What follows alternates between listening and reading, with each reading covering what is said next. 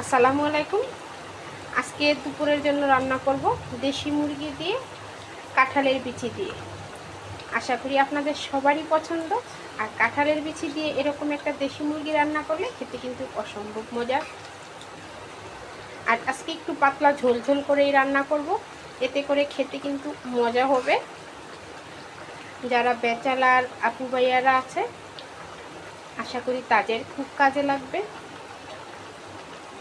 রান্না করব প্রেশার কুকারে। আর প্রেশার কুকারে আমি পেঁয়াজ, গরম মশলা, কিছুটা দারচিনি, 4-5টা এলাচ আর 4-5টা লং দিয়ে একটু খুব ভালো করে ভেজে নেব। পেঁয়াজটা হালকা ভেজে নিয়েছি। এখানে দিয়ে দিব আমি 2 টেবিল চামচ আদা রসুন বাটা। আদা রসুন দিয়ে একটু ভেজে নিয়েছি। দিয়েছি হলুদ গুঁড়া, মরিচ গুঁড়া, ধনিয়ার গুঁড়া আর লবণ।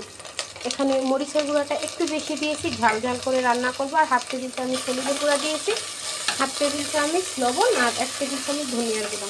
এখন একটু সামান্য পানি দিয়ে খুব ভালো করে একটু মশলাটাকে কষিয়ে নেব। মশলাটা কষানো হয়েছে, এখন আমি মুরগিটা দিয়ে দেব।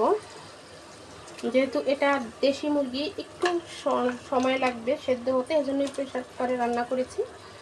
এখন এটাকে মাংসটাকে দিয়ে অল্প একটু সময় কষিয়ে নেব।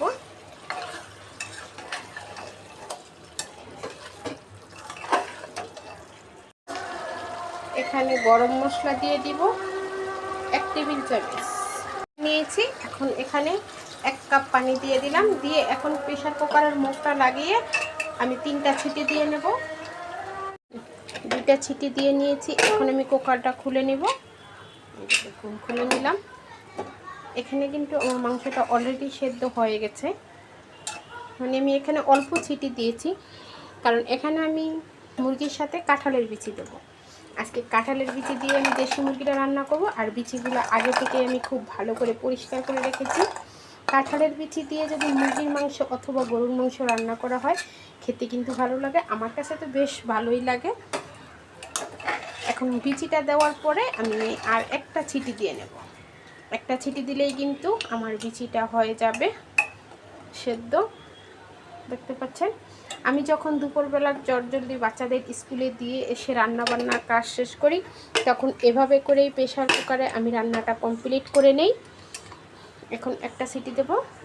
রান্নাটা কমপ্লিট হয়ে গেছে। আমি প্রেসার কুকার থেকে এখন এটাকে অন্য একটা হাঁড়িতে ট্রান্সফার করে নিয়েছি। এখন কয়েকটা কাঁচামরিচ দিয়ে দিলাম। আপনারা লবণটা চেক করে নেবেন। আমি যে পরিমাণে লবণ দিয়েছি এতে করে আমার পারফেক্ট হয়েছে। আর এ পর্যায়ে রান্নাটা কিন্তু আমার শেষ হয়ে গেছে। এভাবে করে আপনারা কাঁঠালের বিচি দিয়ে মুরগি রান্না করে খেয়ে দেখতে পারেন, অন্যরকম একটা মজা। আশা করি রেসিপিটা আপনাদের ভালো লেগেছে। ভালো লাগলে লাইক, কমেন্ট এবং বেশি বেশি করে শেয়ার করবেন। আজকে এই পর্যন্তই। সবাই ভালো থাকবেন, সুস্থ থাকবেন। আল্লাহ হাফেজ।